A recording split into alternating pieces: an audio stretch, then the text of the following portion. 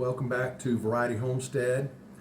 Today we are going to take a break from the normal video type formatting, and we're going to do a Homestead shop talk, which you've seen one or two of those before.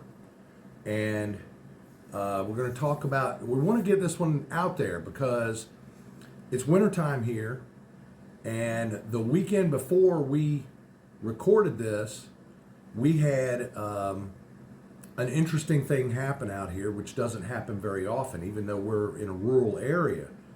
And that was that we lost power, and it was 17 degrees outside.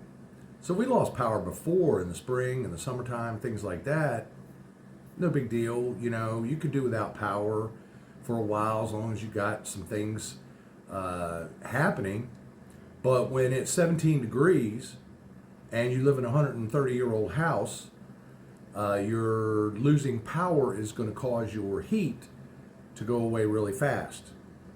So what we're going to talk about here today are some things that we actually had. We actually had the stuff that we needed in order to go get through this.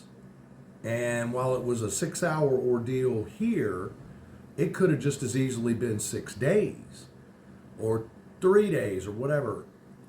Some things we don't sweat. But these other things, these maybe almost creature comfort things like light, to have a little bit of light when it's dark, and to be able to have water or drink a cup of coffee, or some of the comfort things, some of the cheering things that you can do. These things take some forethought, and you need to be ready to go. And the whole point of us even having this discussion today is that we had all of this stuff, but we weren't ready to go on a moment's notice. And I might add that the power went off at 5 in the morning. So that made the situation worse, because it's not like we were awake and then the power went out. We woke up to no power. Yeah, So so we when had to like jump in gear. Yeah, so when I got up, I actually like sleeping when it's a little cool. So we keep our thermostat down in the mid 60s, typically, in the winter at night. And when I woke up, I felt good and comfy. But when I got out of bed, I started doing the shiver dance. And if you don't know what the shiver dance is, that's the river dance when you only have your underwear on and it's 51 degrees in the house. That's a shiver dance. So I threw some clothes on real quick. Debbie got up. We started figuring out that we had to get into gear. It was starting to get daylight, but it wasn't totally daylight yet. So we figured what we were going to have to do was get the water taken care of, get some light, water taken care of. We still had connectivity, with the world, with our cell phones, but A little bit. some connectivity. But but we're out in a rural area, so we rely on our fiber optic internet connection from our local electrical co-op to drive our computers and things like that, which is awesome. But when there's no power, none of that's working. So if you're not getting an internet signal where you are, you're pretty much cut off. Yeah, and our cell signals out here are not superb unless we're hooked up to the Wi-Fi. Then we do get good cell signals, generally speaking. But so I was able to text a few people, like our neighbors next door, and another lady. But then other people I couldn't text, so it was hit and miss. So today, we don't have a script, but we do have an agenda, because we wanted to capture those things that actually caught us off guard, and so that you would be able to share in that knowledge and maybe do some things, whether you live in suburbia, whether you live in the city, whether you live out here where we live, you still would want to be able to put this stuff into gear right away.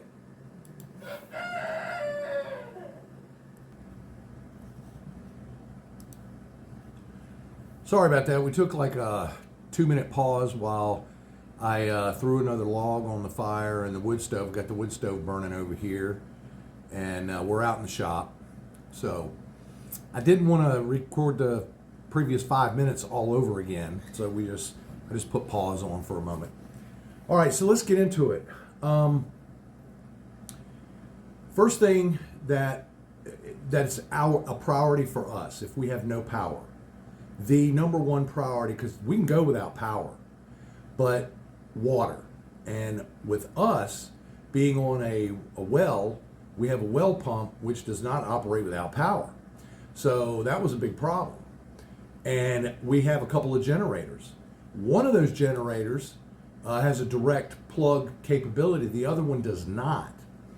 Well, wouldn't you know that I couldn't get the direct plug capability, 220 plug capability generator started. The housings on both generators were just about frozen. So I didn't know how to warm them up. I don't have an acetylene torch or anything like that. Didn't want to build a fire. So after the sun came up good, I ended up dragging them out into the sun, and I was able to get the one started. Well, the one that I was able to get started is the one that I need an adapter for in order to plug it directly into my well pump. So that's one of those things. The other thing is that the other generator has a battery start, but it wasn't charged. The battery was dead, because when I test the generators, I don't test them on a regular basis. That's another bad thing. The manual says, for this particular generator, says to charge it every 3 months, or to charge the battery every 3 months. Well, I don't have a charger, so I was down for the count on that. My battery was so dead, I actually had to order another one. None of that stuff's here yet, so it'll be here next week, hopefully.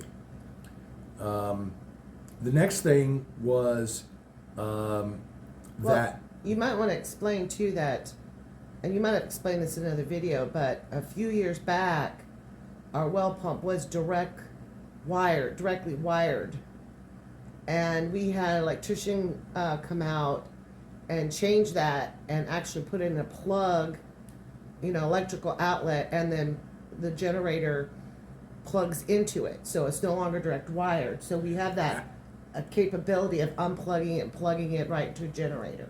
Well, yeah, it's the other way around. So it was direct wired, and right over my shoulder here where my finger's pointing, you see a mini split.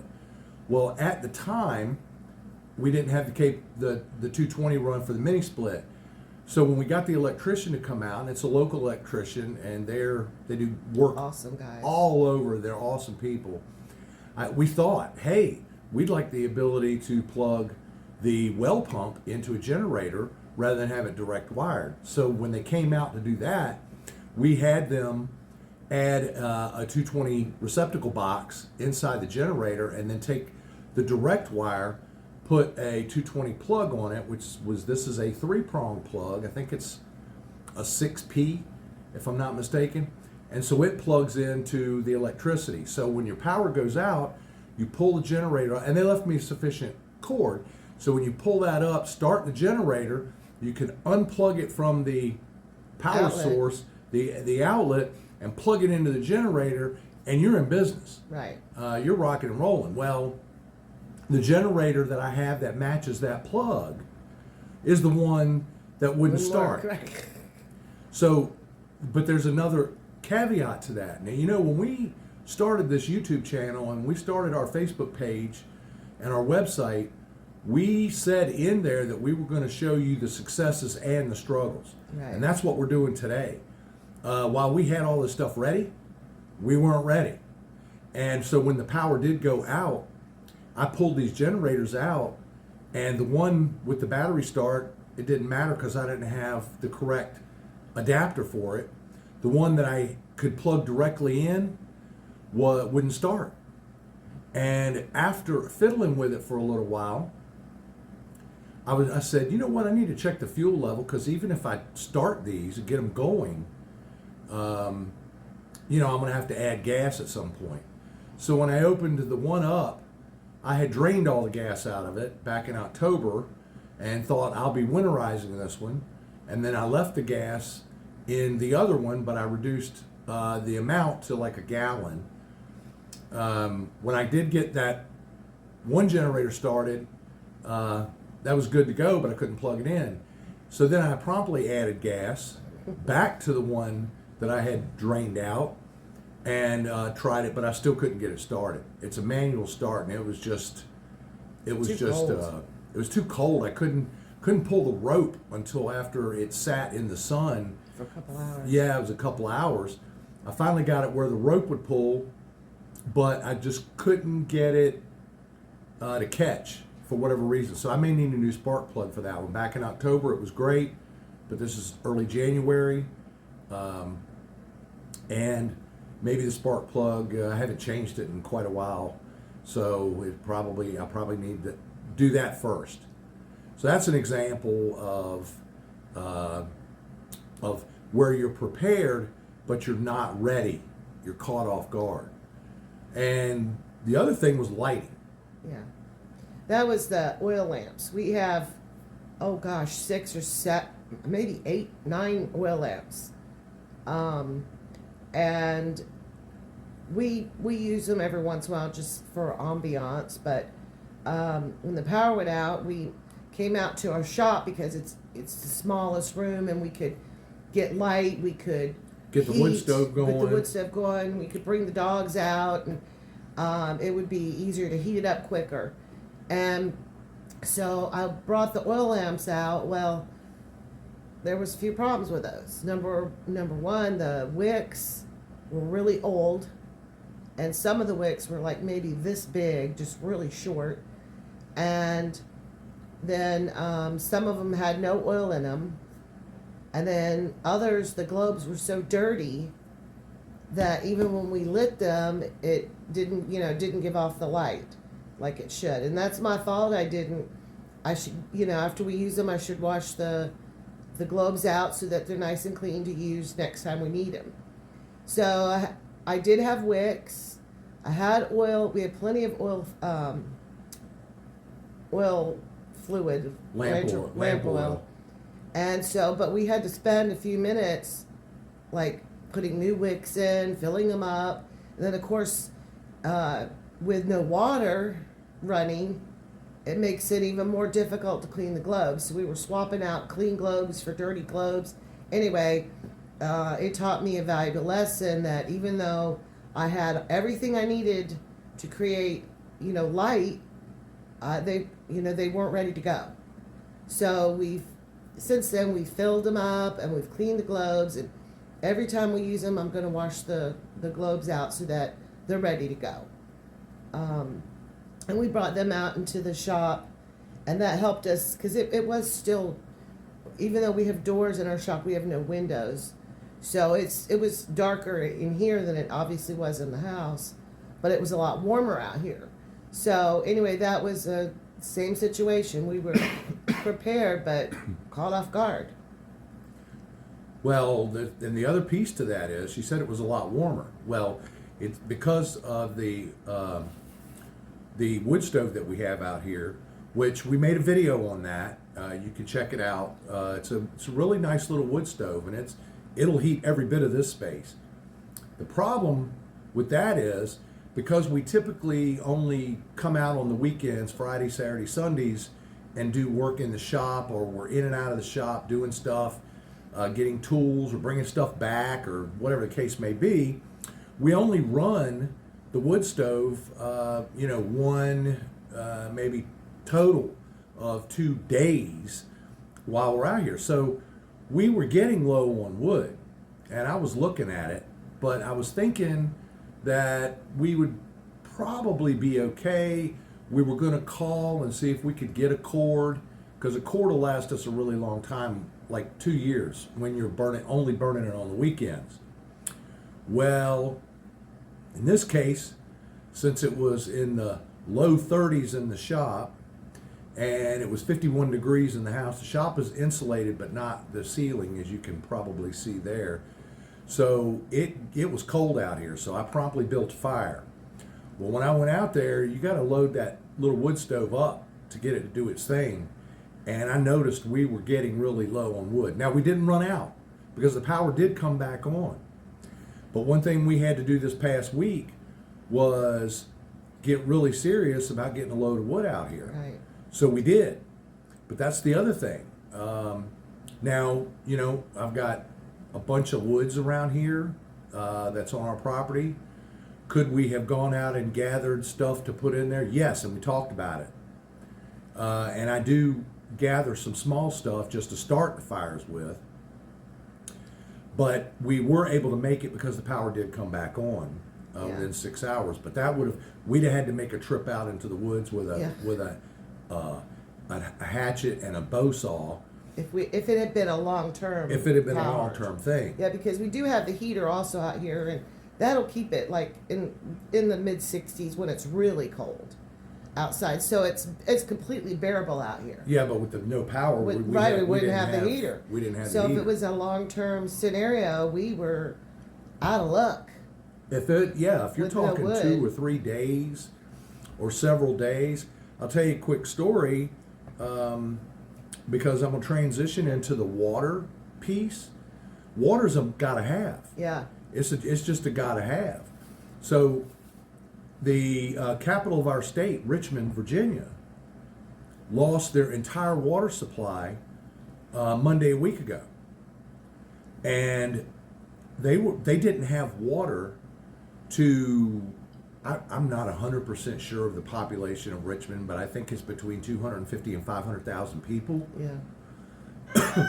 For whatever reason, and I'm not going to relay the whole news story, but they lost their water. They had no water.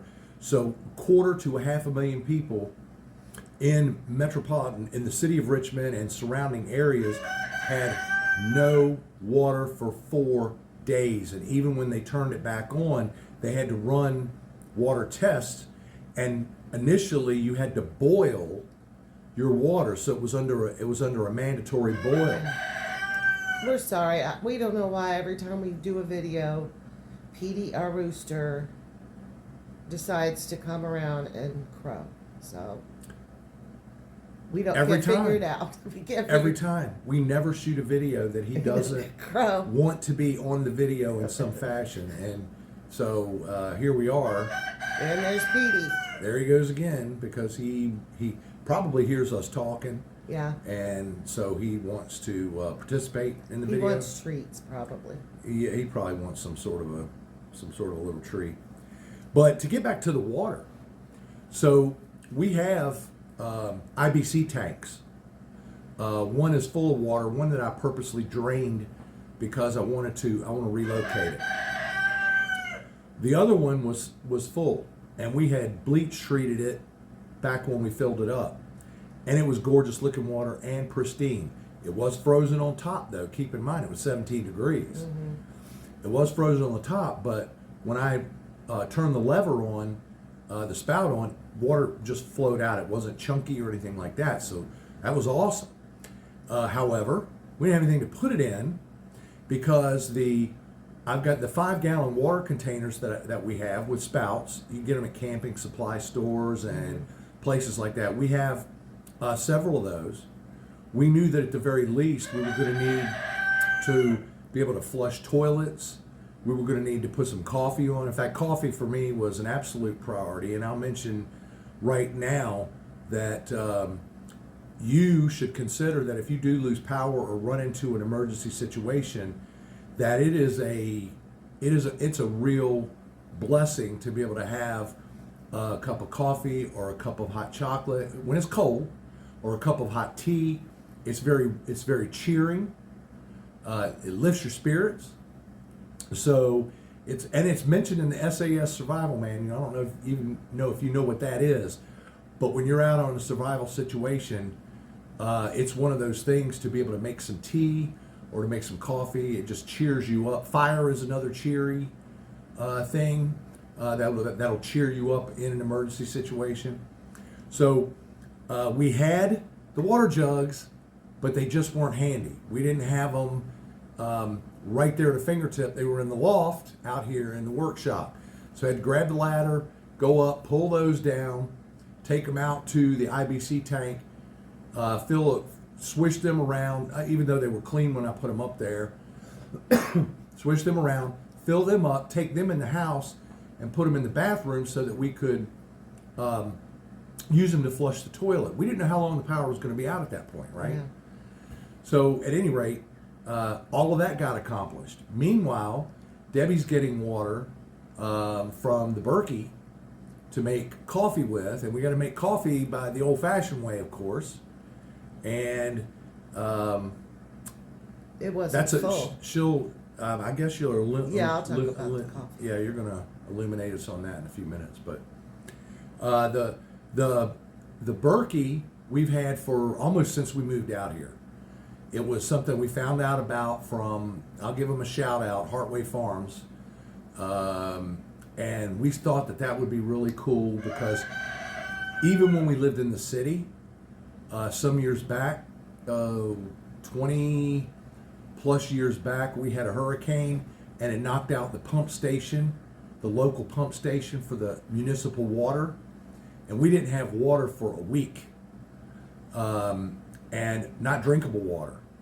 And so we were able to go across the street. Now, this is in the burbs, but my neighbor across the street actually had a deep well. It was 200 feet.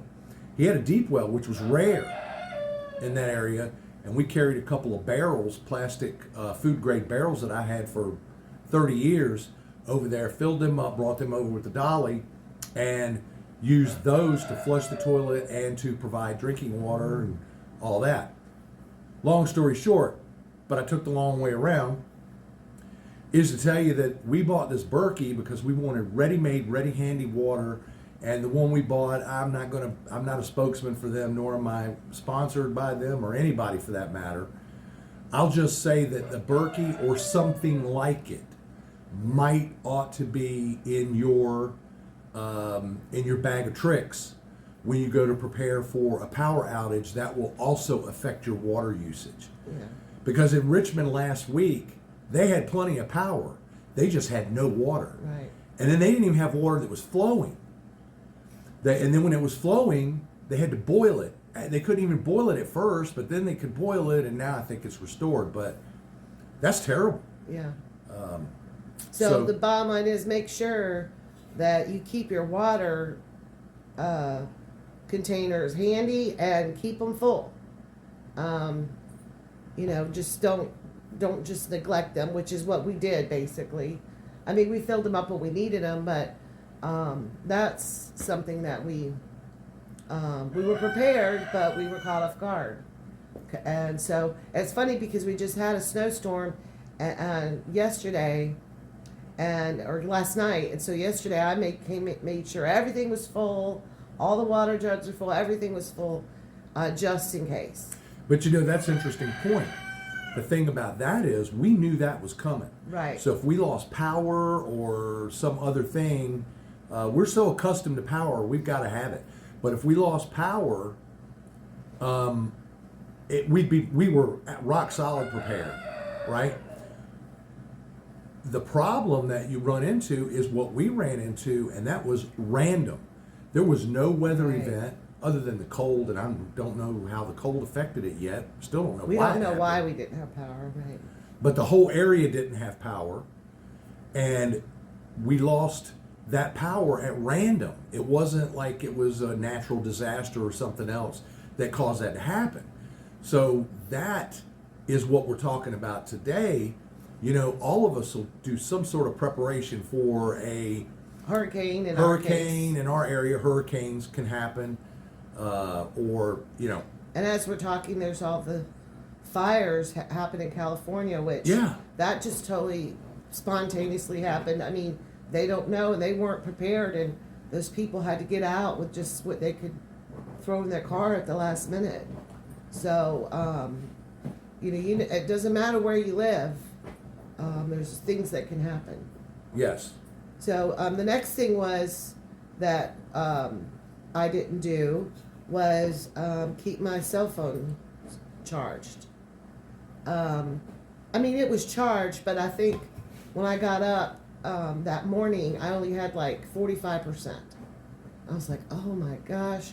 We could have gone out and run, charged them in the truck, in Monk's truck, but, push come to shove, but I was texting our neighbor because my initial reaction was, is it just our house that's out, or is it, our little, we have a little tiny neighborhood here, group of houses, and so I texted our next door neighbor, and she told me, yes, they had lost power too. And then I also wanted to find out if she did report it to our power company, but it's, you can sometimes make it, well, especially in an emergency, you can make emergency calls. So that's one thing I make sure now when I go to bed at night, my cell phone is charged as much as it can be. At least one of your cell phones should be charged as much as it can be. And like last night when I went to bed, I think I was down to like 60%. And about an hour before I went to bed, I plugged that thing in and made sure I was at 95%. So that's just something to think about. Make sure before you go to bed at night, your cell phone is charged. Yeah, these are things that require some diligence, some forethought, and it's things that you get wrapped up in regular normal life, and you're just not thinking in terms of something going wrong, right, or something breaking your routine. But that's exactly what happened. Yeah, because there was no storm or anything. It just was cold, and we lost power when we had no power when we woke up. The next thing indicated, he was talking about the coffee. We have an old percolator that his dad had.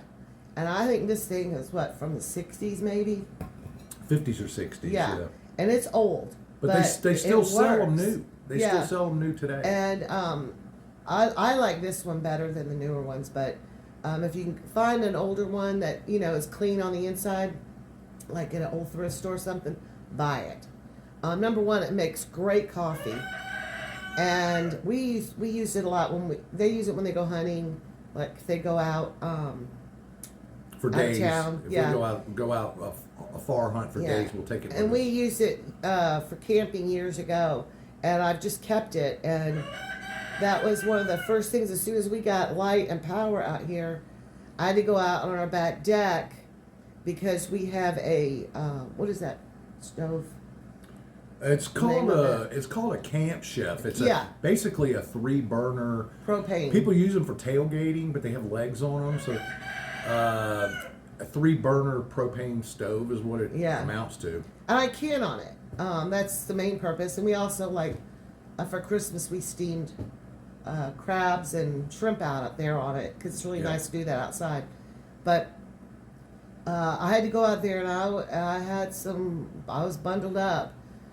And got that thing going and made a pot of coffee in like 15 minutes. So if you don't have a stovetop percolator and you drink coffee, it would also work just to heat up water into, like if you wanted it for tea or coffee. Hot chocolate. But it was really nice to have hot coffee. And to go along with that, because it was so cold, as soon as it got done, I poured it into our thermos. We have one of those old, it's new, but Stanley thermoses. And I was able to pour that in there, and it kept the coffee hot. Piping hot for hours. Yeah, and it was so nice when it was so cold out there, and you've got no water, no electricity, and you're freezing cold. That hot cup of coffee felt and tasted delicious. The other thing too, one of the things that most people probably have done, but just remember to have handy, is warm clothing. And we did, we have long johns, we have boots, all different kind of boots. snow boots and things like that, mittens, gloves, hats, scarves. So that wasn't an issue for us, but I just thought maybe, some people like, you keep that stuff put away unless it snows, and especially in living in Virginia, it does get cold, but I mean, it's not like living in Alaska where that's what you wear on a regular basis. But we are located about an hour southeast of Richmond, about halfway between Richmond and Tidewater. So we don't get a lot of snow, but when we get it, we get it. We just had about 4 or 5 inches last night. Yeah. And last weekend as well. But it's strange that last weekend the snow had nothing because the snow was gone. Yeah. It had absolutely nothing to do with the power outage that we know of. But that's just the other thing. Make sure you have the stuff handy. So you don't have to go dig it out, especially if it's dark, you have no power. So those are some of the things that we knew we were prepared, but we were caught off guard by. Right. And then there's some things that we've decided that we need to do in preparation that we're working on.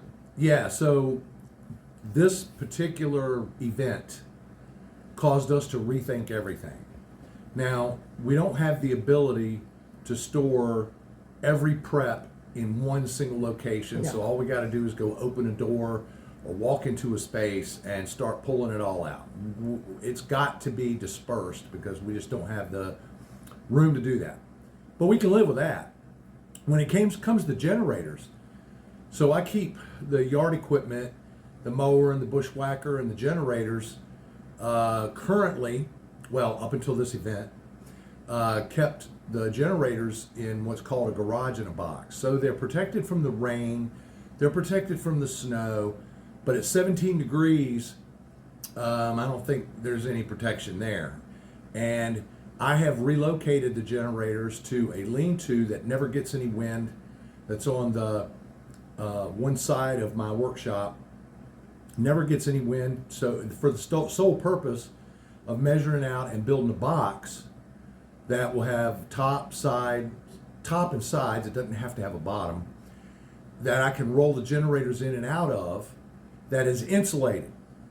Because the big issue with our generators turned out to be that the housings were, I don't know if they were actually frozen, but they sure acted like they were frozen, and I had no way to heat them up. So I couldn't pull the cords. It was just too stiff. So I'm gonna build that box. In fact, I've got them over there. I just have to get the dimensions and construct the box itself with a door on it that will allow me to insulate the inside so that they are protected against the extremes, so I can haul them in and out, and at least push comes to shove, I'll put an incandescent light in there during the wintertime. But I don't want to do that because that's electrical and you got gas in the generators and all that. I'd rather not do that. But I'll do whatever I need to do at this point, and I'll research it before I try anything and crazy. I guess the other thing too would be that when it's super cold, go out there and try to start those things and see if they'll start. And I did, and see, that's just it. I started them several times this year, but one thing that I did not do was I did not ever test the battery, so the battery went dead.